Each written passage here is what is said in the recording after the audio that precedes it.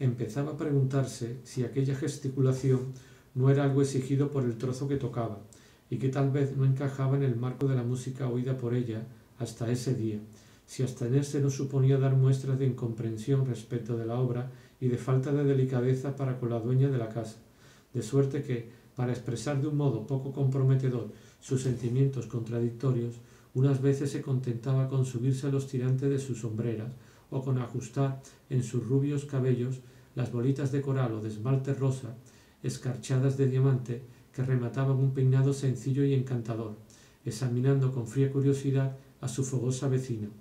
Otra seguía durante un instante el compás con su abanico, pero a contratiempo, para no abdicar de su propia independencia. Cuando el pianista, acabada la pieza de Liszt, empezó con un preludio de Chopin, Madame de Cambremer dirigió a Madame de Francquot una enternecida sonrisa de experta satisfacción y de alusión al pasado. En su juventud había aprendido a acariciar las frases de largo cuello sinuoso y desmesurado de Chopin, tan libres, tan flexibles, tan táctiles, que empiezan buscando a tientas su lugar fuera, muy lejos de la dirección de partida, muy lejos del punto donde hubiera podido esperarse que alcanzaría su contacto, y que si se entregan a ese extravío caprichoso solo es para volver más deliberadamente, con un retorno más premeditado, con mayor precisión, como sobre un cristal que resonase hasta el punto de provocar un grito, a heriros el corazón.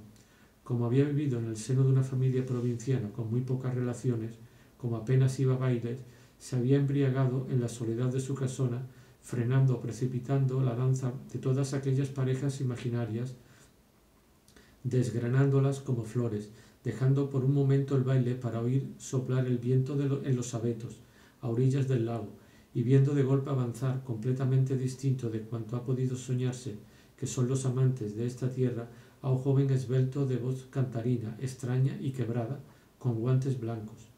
Mas hoy la belleza pasada de moda de aquella música parecía marchita, privada desde hacía unos años del aprecio de los entendidos, había perdido su dignidad y su encanto, y hasta las personas de mal gusto solo encontraban en ella un placer inconfesado y mediocre.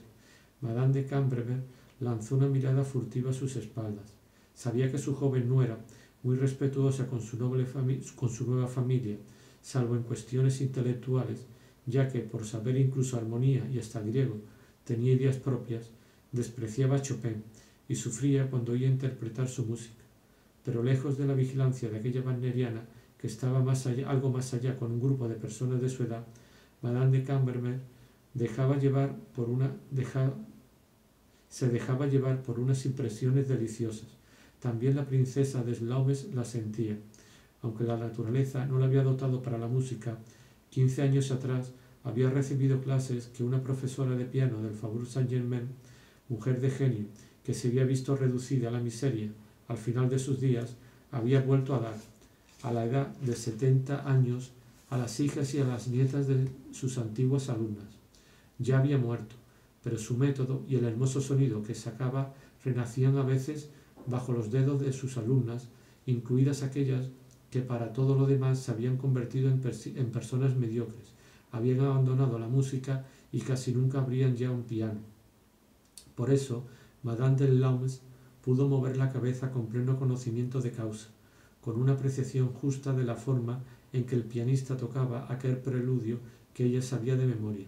El final de la frase iniciada cantó de forma espontánea en sus labios y murmuró: «Es siempre fascinante», pronunciando el grupo SC de la palabra como si fuese una señal de delicadeza que acariciaba sus labios de una manera tan romántica como una bella flor, y por instinto armonizó con ellos su mirada, infundiéndola en ese instante un no sé qué de sentimental y vagaroso.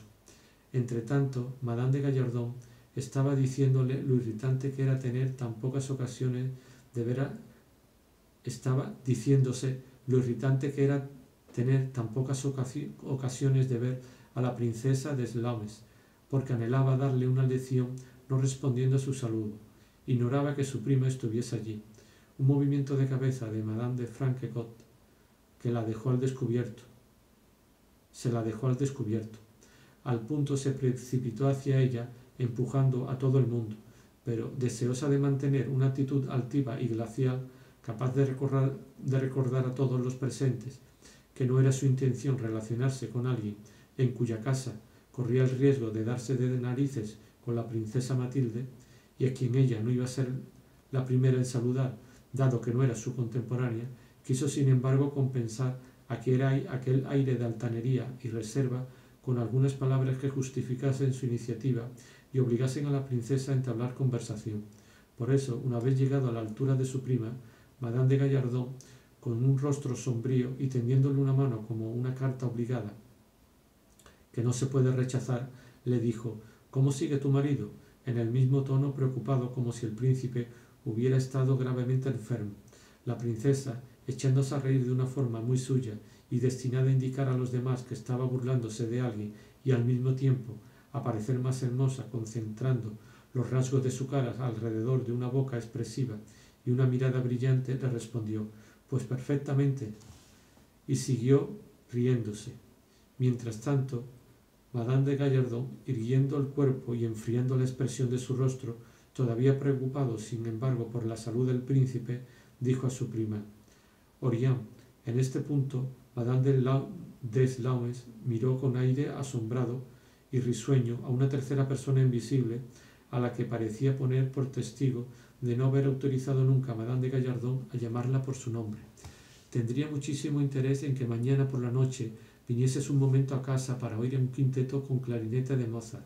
Me gustaría saber tu opinión».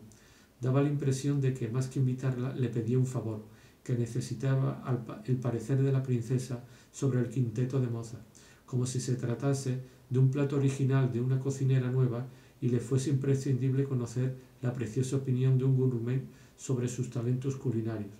«Pero si ya conozco ese quinteto, ahora mismo puedo decirte que los adoro. ¿Sabes? Mi marido no se encuentra bien, el hígado. Le gustaría verte», continuó Madame de Gallardón, convirtiendo así la presencia de la princesa en su velada en un obligado deber de caridad. A la princesa le desagradaba decir a la gente que no quería ir a sus casas.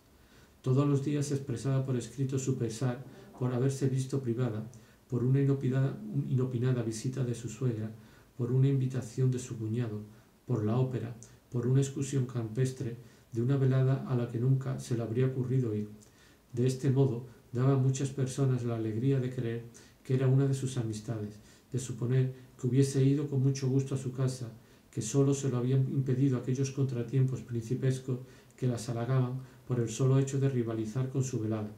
Además, como formaba parte de aquel círculo intelectual de los Guermantes, donde sobrevivía algo del ingenio despierto, despojado de lugares comunes y sentimientos convencionales, que deriva de Mérimée y ha encontrado su última expresión en el teatro de Meilhac y Haleby, lo aplicaba incluso a las relaciones sociales y hasta lo trasladaba a su cortesía, que se esforzaba por ser positiva, precisa, por acercarse a la humilde verdad. No se extendía mucho para expresar a una ama de casa cuánto le hubiese gustado asistir a su velada.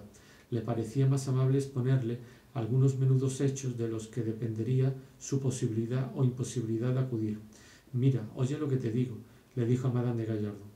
«Mañana por la noche debo ir a casa de una amiga que hace mucho tiempo que me tiene pedido mi día. Si nos lleva al teatro no será posible, pese a mi mejor voluntad que vaya a tu casa. Pero si nos quedamos en la suya, como sé que estaremos solos, podré marcharme. Oye, ¿has visto a tu amigo Swann? No sabía que estuviera aquí ese encanto de Charles. Me las arreglaré para que me vea. Qué raro que venga a esta casa de la vieja Saint-Aubert», dijo Madame de Gallardón. «Oh no, ya sé que es inteligente», añadió, queriendo dar a entender que era intrigante. «Pero eso no cambia nada.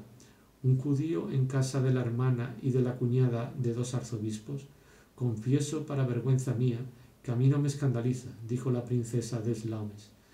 «Ya sé que se ha convertido y que hasta sus padres y sus abuelos lo estaban, pero dicen que los conversos siguen apegados a su religión más que los otros, que es una estratagema. ¿Será cierto? En este punto carezco de luces». El pianista, que tenía que tocar 2 fragmentos de Chopin, una vez terminado el preludio, había atacado de inmediato una polonesa. Pero desde que Madame de Gallardon había indicado a su prima la presencia de Swann, Chopin revivido habría podido tocar allí mismo en persona todas sus obras sin que Madame de Deslaumes lograse prestarle atención. Formaba parte de una de esas dos mitades de la humanidad en quienes la curiosidad que la otra mitad siente por los seres que no conoce es sustituida por el interés hacia los seres que conoce. Como muchas mujeres del Faubourg Saint-Germain, la presencia en el mismo lugar en que se encontraba de alguien de su círculo y al que por lo demás no tenía nada de especial que decir, acaparaba exclusivamente su atención a expensa de todo el resto. A partir de ese instante, con la esperanza de que Swann repararía en ella, la princesa se limitó, como un ratón blanco domesticado al que se le ofrece y luego se le retira un terrón de azúcar, a volver la cara, con 1000 gestos de complicidad carentes de cualquier relación con el sentimiento de la polonesa de Chopin, en la dirección donde Swann estaba, y si éste cambiaba de sitio, ella desplazaba paralelamente su sonrisa imantada. No te enfades, Orián, continuó Madame de Gallardon, incapaz de sacrificar sus mayores esperanzas sociales y su deseo de deslumbrar un día al mundo al placer oscuro, inmediato y privado de decir algo desagradable. Hay quien pretende que ese tal señor Swann es persona a la que no se puede recibir en casa. Es cierto, pero si tú misma debes de saberlo de sobra que lo es, respondió la princesa Deslaumes. Lo has invitado 50 veces y nunca ha ido.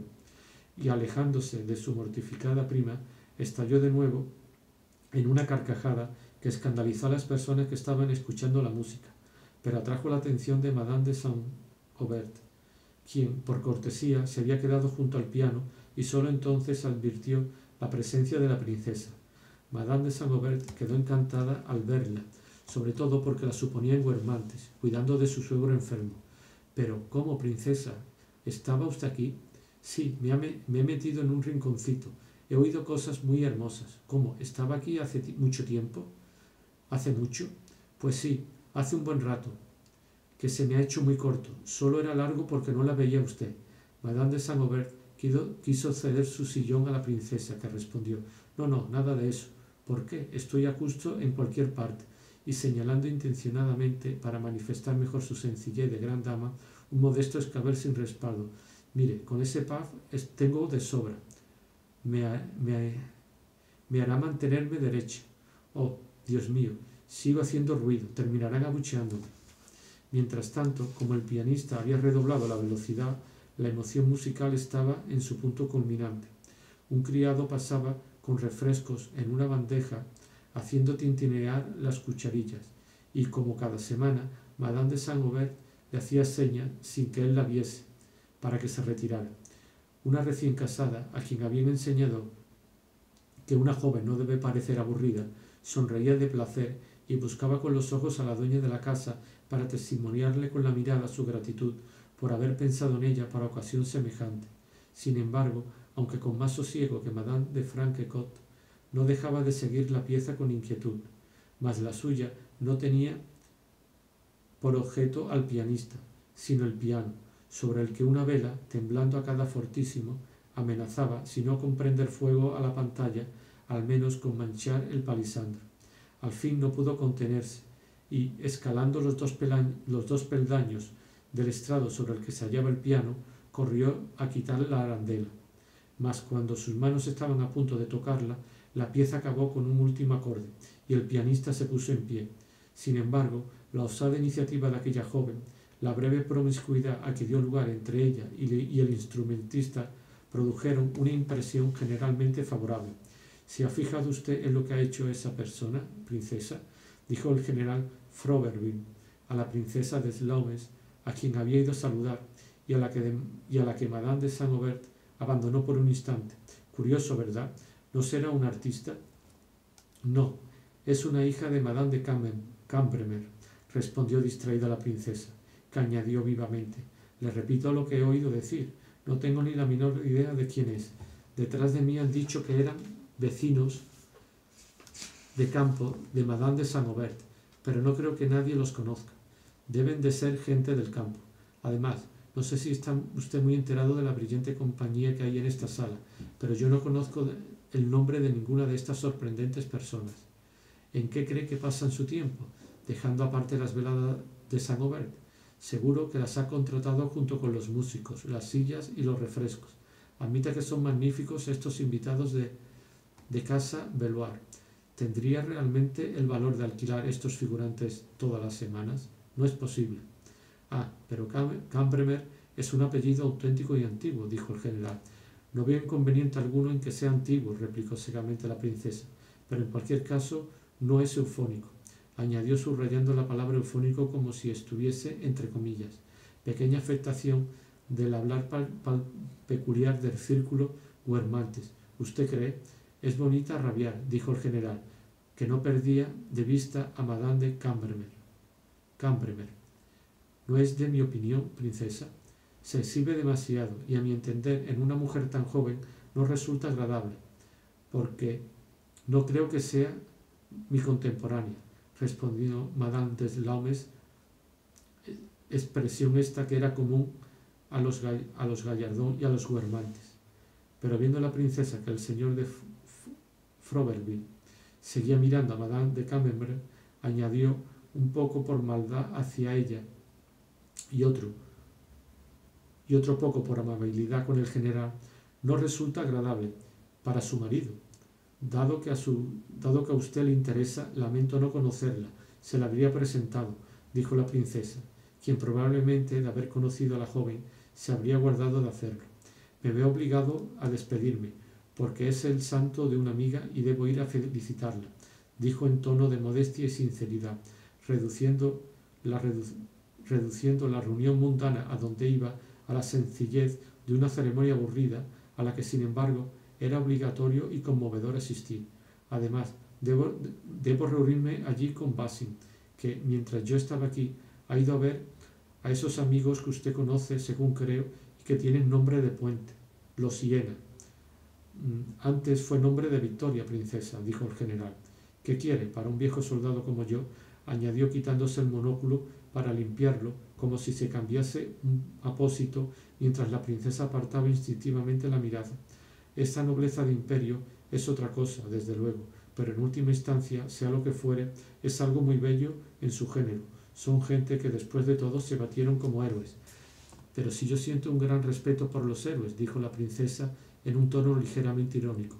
Si no acompaño a Basing a casa de la princesa de Jena, es porque nada de eso, no es por nada de eso, es simplemente porque no los conozco. Basing sí los conoce, los adora. Oh, no es lo que usted se imagina, no se trata de un flirt, no tengo nada que objetar. Además, para lo que me sirven mis objeciones, añadió en tono melancólico, pues nadie ignoraba que desde el día siguiente a la boda del príncipe de Slaumes con su encantadora prima, no había dejado de engañarla. Pero en fin, no es ese el caso. Son personas que conoció en el pasado, que les resultan deliciosas, y a mí me parece muy bien, aunque debo empezar diciéndole que nada de lo que Basing me ha contado de su casa, figúrese que todos sus muebles son imperio, es muy natural, princesa, son muebles de sus abuelos. No digo que no, pero no por eso son menos feos. Comprendo perfectamente que no se pueden tener cosas bonitas, pero al menos que prescindan de las ridículas. ¿Qué quiere? No conozco nada más pompier ni más burgués que ese horrible estilo, con esas cómodas que tienen cabezas de cisnes como las bañeras. Pues yo creo incluso que en su casa hay cosas hermosas. Deben de tener la famosa mesa de mosaico sobre la que se firmó el tratado de... Si yo no digo que no tengan cosas interesantes desde el punto de vista histórico, pero no por eso van a ser bellas, si son horribles. También yo tengo cosas de esas, que Basing heredó de los Montesquieu, pero hasta los desvanes de Guermantes, pero están en los desvanes de los Guermantes, donde nadie las ve. Además, en última instancia, el problema no es ese. Yo correría a su caso con Basing, iría incluso a verlos en medio de sus esfinges y su cobre si los conociese, pero no los conozco, y siempre me han dicho desde pequeñita que no está bien ir a casa de gentes a las que no se conoce, dijo afectando un tono pueril. Así que hago lo que me enseñaron. ¿Se imagina a esas buenas gentes viendo entrar a una persona que no conocen? Quizá me recibirían muy mal, dijo la princesa, y por coquetería embelleció la sonrisa que esa suposición le arrancaba, dando a su mirada azul clavada en el general una expresión soñadora y dulce. Demasiado sabe usted, princesa, que no cabrían en sí de gozo. Pues no, ¿por qué?, le preguntó con extrema vivacidad, fingiendo no darse cuenta de que era por ser una de las mayores damas de Francia o por el placer de oírselo decir al general. ¿Por qué? ¿Qué sabe usted? ¿Acaso para ellos fuese de lo más desagradable? No sé, pero si juzgo por mí misma, me molesta tanto ver a las personas que conozco que creo que si tuviese que ver a personas que no conozco, por muy heroicas que fuesen, me volvería loca. Además, seamos sinceros, salvo en los casos de viejos amigos como usted, a los que se conoce por otros motivos, no sé si el heroísmo sería un formato muy portátil en sociedad. Ya me aburre bastante tener que dar cenas si encima tuviese que ofrecer mi brazo a Espartaco para ir a la mesa. No, nunca recurriría a Vercingetorix para completar el número de invitados y que así sean 14. Siento que lo reservaría para las grandes veladas.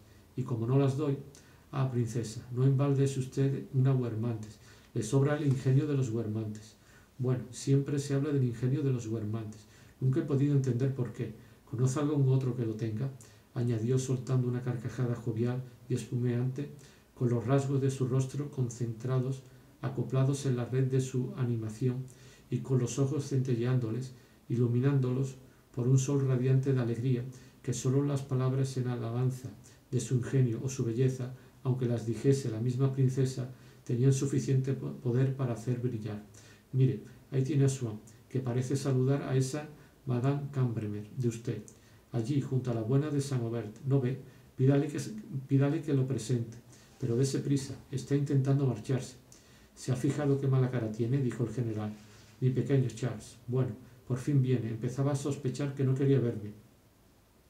Swann apreciaba mucho a la princesa de Slames, y verla, además, la recordaba a Guermantes, tierra vecina de Combray, toda aquella región que tanto amaba y a donde no volvía para no alejarse de él, recurriendo a fórmulas mitad de artista, mitad galante, como las que sabía agradar a la princesa, y que recuperaba con absoluta naturalidad cuando volvía por un instante a sumergirse en su antiguo ambiente, y deseoso, por otro lado, de expresarse a sí mismo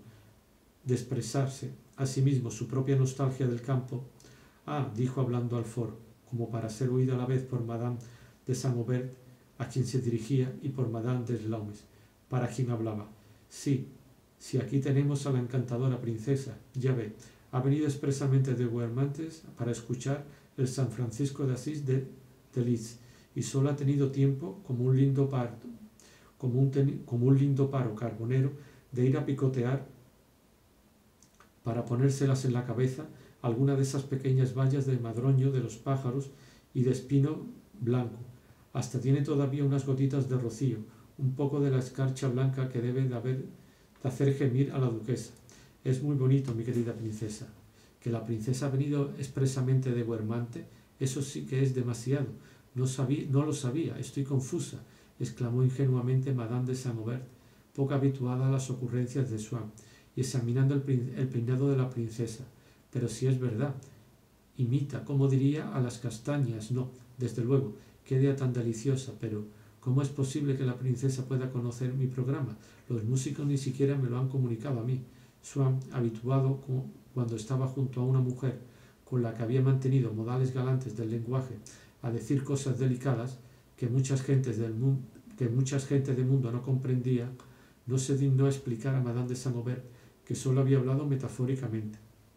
En cuanto a la princesa, se echó a reír a carcajadas, porque en su círculo se tenía en gran aprecio el ingenio de Swann, y también por no poder oír un cumplido dirigido a ella sin encontrarle las gracias más finas y una singularidad irresistible. «Qué bien, Charles. Me encanta que mis pequeñas bayas de espino blanco le gusten. ¿Por qué saludaba usted a esa Cambermer? ¿Acaso es también vecina suya en el campo?» Viendo que la princesa parecía feliz hablando con Swann, Madame de Saint-Aubert se había alejado. También lo es usted, princesa. Yo, pero esa gente tiene campos en todas partes. ¿Cómo me gustaría estar en su lugar? No son los Cambermer, sino los padres de ella. Es una de las hijas de Legrady, que iba a comprar. No sé si sabe que es usted condesa de Combray y que el cabildo tiene que pagarle un canon. No sé lo que me debe el cabildo, lo que sí sé es que el párroco me sablea todos los años 100 francos y que no me hace ninguna gracia. En fin, esos Camembert tienen un apellido bastante chocante. Termina justo a tiempo, pero termina mal, dijo riendo. No empieza mucho mejor, respondió Swann. En efecto, vaya de una doble abreviatura. Debió de ser alguien muy enfadado y muy fino que no tuvo valor para llegar hasta el final de la primera palabra. Pero ya que no debía de poder dejar de empezar la segunda, mejor habría hecho rematando la primera y acabar de una vez. Estamos haciendo bromas de un gusto delicioso, mi pequeño Charles. Pero qué fastidio no verle más, añadió en tono zalamero. Me gusta tanto hablar con usted. Piense que ese idiota de Froberville no habría logrado hacerle comprender que el apellido de Camembert era chocante. Confiese que la vida es algo espantoso. Solo cuando le veo a usted dejo de aburrirme. Y sin duda no era cierto. Pero Swann y la princesa tenían una misma forma de juzgar las cosas insignificantes, cuyo efecto, a menos que fuese causa, era una gran analogía en el modo de expresarse e incluso en la pronunciación. Esa semejanza no llamaba la atención porque no había nada más distinto que sus dos voces, pero si mentalmente se conseguía eliminar de las palabras de Swann la sonoridad que las envolvía y los bigotes entre los que brotaban, no tardaba uno en darse cuenta de que eran las mismas frases, las mismas inflexiones, el estilo del círculo Guermantes. En las cosas importantes, Swann y la princesa no pensaban lo mismo en nada, pero desde que Swann estaba tan triste, siempre con esa especie de escalofrío que precede al momento en que vamos a llorar, tenía la misma necesidad de hablar de su pena que un asesino de hablar de su crimen.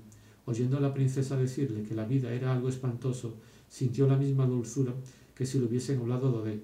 Oh sí, la vida es algo espantoso. Tenemos que vernos, querida amiga. Lo más agradable de usted es que no es alegre. Podríamos pasar una velada juntos. Estupendo. ¿Por qué no viene a Guermantes?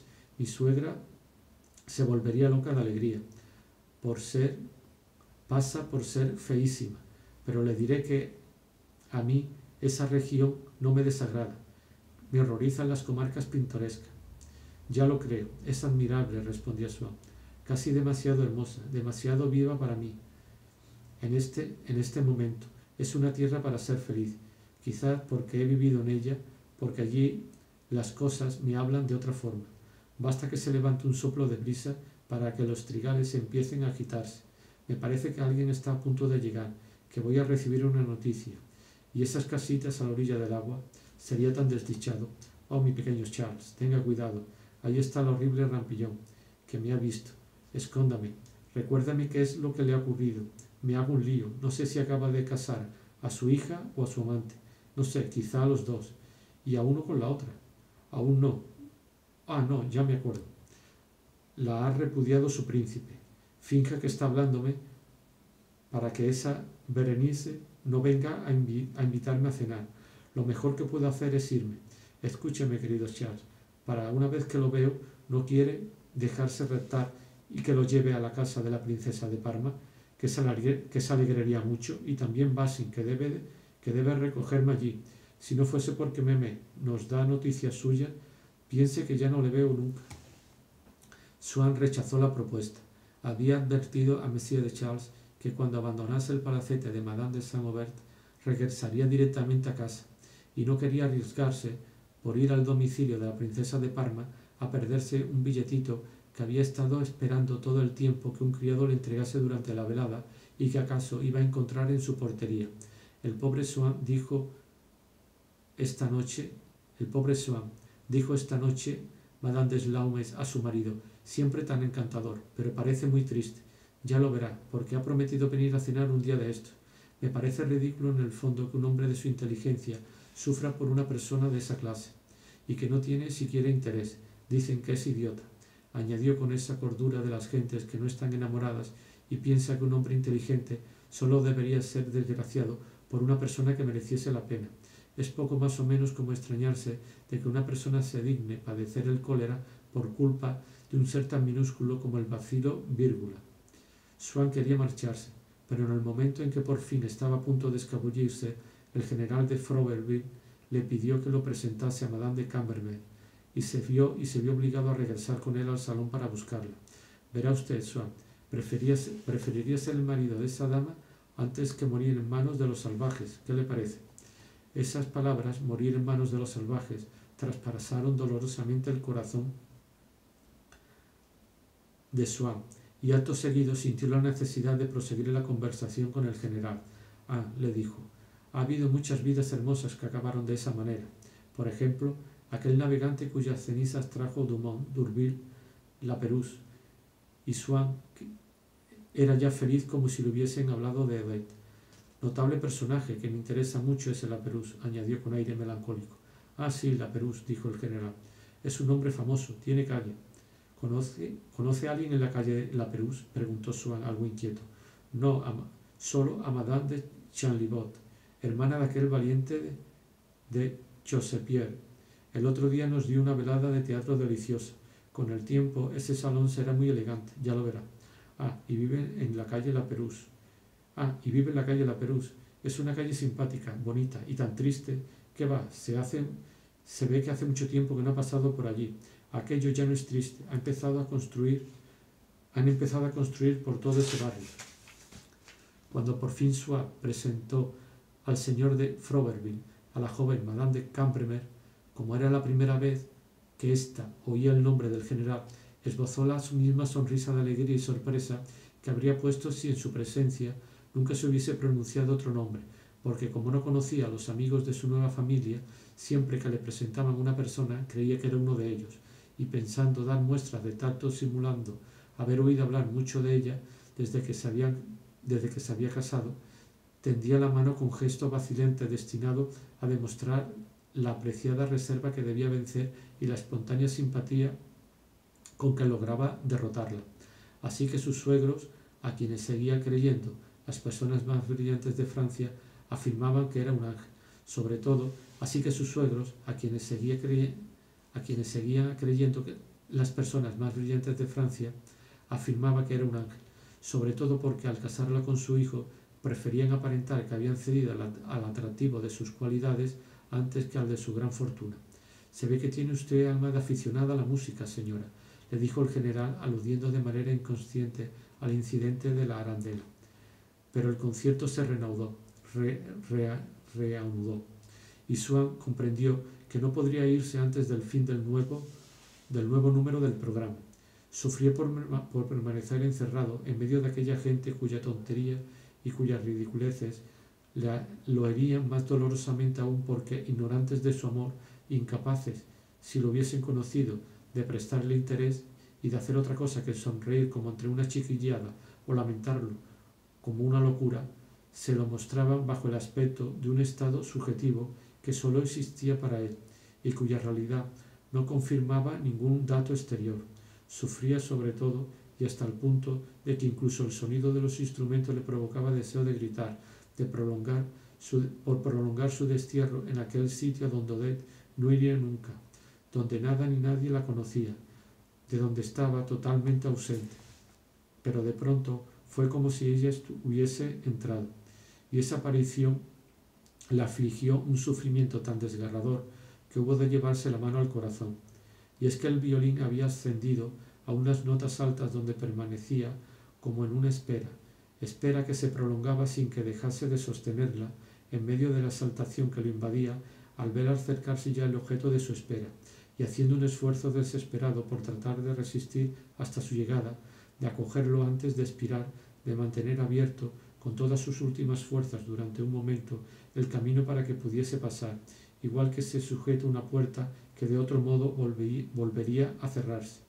Y antes de que Swann tuviese tiempo de comprender y de decirse, es la pequeña frase de la sonata de Vintol, no escuchemos, todos los recuerdos de la época en que Odette estaba enamorada de él y que hasta ese día habían logrado mantener invisible las profundidades de su ser, engañados por aquel imprevisto rayo del tiempo de amor que creyeron que volvía, habían despertado y a vuelo de pájaro habían remontado para cantarle locamente, sin piedad para con su presente desventura, los olvidados estribillos de la felicidad. En lugar de expresiones abstractas como tiempo en que era feliz, tiempo en que era amado, que hasta entonces había pronunciado a menudo y sin sufrir demasiado, porque del pasado su inteligencia había metido allí supuestos extractos que no conservaba nada de ese pasado, volvió a encontrar todo aquello que había fijado para siempre la específica y volátil esencia de aquella felicidad perdida. Volvió a ver todo, los pétalos nivosos y rizados del crisantemo, que ella le lanzara al coche y que él había apresado contra los labios, el membrete en relieve de la Maison Doré sobre la carta en la que pudo leer: me tiembla tanto la mano al escribirle, el fruncimiento de las cejas cuando ella, en tono suplicante, le había dicho: ¿verdad que no tardará mucho en volver a llamarme? Percibió el olor de las tenacillas del peluquero que le cardaban el peinado, a cepillo, mientras Loredan iba en busca de la obrerita, los chaparrones de lluvia tan frecuentes aquella primavera, la glacial vuelta a casa en su Vitoria a la luz de la luna, todas las mallas de hábitos mentales, de impresiones estacionales, de reacciones cutáneas, que habían tendido sobre varias semanas seguidas una red uniforme en la que su cuerpo se encontraba preso de nuevo. En ese instante satisfacía una curiosa voluptuosidad, experimentando los placeres de quienes viven de amor. Había creído que podía limitarse a eso, que no estaría obligado a conocer sus dolores. Ahora, qué poca cosa representaba para él la fascinación de Odette comparada con aquel formidable terror que la prolongaba a modo de halo turbio, con aquella inmensa angustia de no saber lo que ella había hecho minuto a minuto, de no poseerla en todas partes y siempre. Recordó el tono con que Odette había exclamado: siempre podré verle, yo siempre estoy libre. Ella, que ya no lo estaba nunca.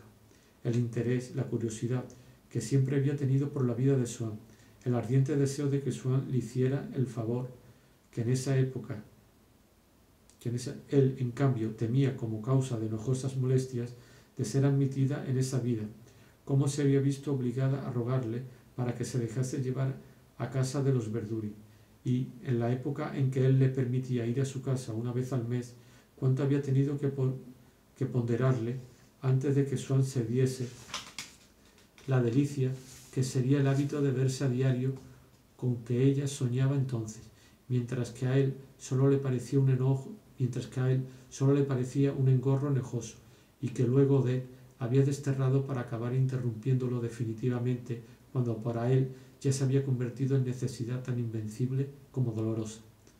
No sabía que dijese tan gran verdad cuando la tercera vez que la viera, al repetirle ella: «¿Pero por qué no me deja venir más a menudo?», él le había contestado riendo con galantería: «Por miedo a sufrir». Ahora, seguía escribiéndole a veces desde un restaurante o un hotel en una hoja que llevaba impreso el membrete, pero eran como letras de fuego que lo quemaban. Está escrita en el hotel Boulemont. ¿Qué ha ido a hacer allí? ¿Con quién? ¿Qué ha pasado? Se acordó de los mecheros de gas que ya pagaban en el Boulevard des Italiens, cuando contra toda esperanza la había encontrado entre las sombras errantes aquella noche que le había parecido casi sobrenatural y que, en efecto, noche de un tiempo en el que ni siquiera tenía que preguntarse si iba a contrariarla buscándola, encontrándola, porque estaba seguro de que su mayor alegría era verle y volver a casa con él. Pertenecía a un mundo misterioso al que nunca se puede regresar una vez que se han cerrado las puertas, y Swann vislumbró inmóvil frente a esa felicidad revivida a un infeliz que le dio lástima porque al principio no lo reconoció, hasta el punto de que hubo de bajar los ojos para que no se viese que estaba lleno de lágrimas. Era él mismo.